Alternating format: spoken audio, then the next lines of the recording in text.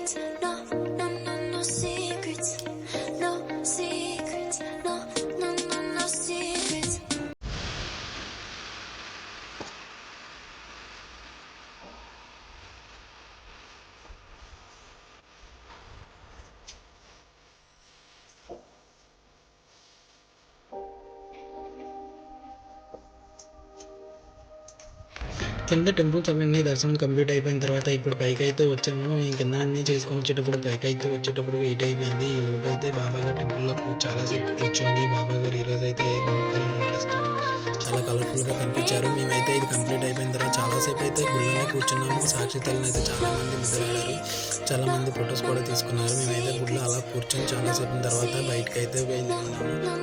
బయటకు వెళ్ళిన తర్వాత అయితే ప్రసాదాలు అయితే చాలామంది పంచారు. ఎందుకంటే ప్రసాదం చాలామంది పంచుతారు. ఎందుకంటే తన కోరిక నెరవేరడానికి ఏమో మొక్కుకొని అలా ప్రసాదాలు కూడా పంచుతూ ఉంటారు చాలామంది.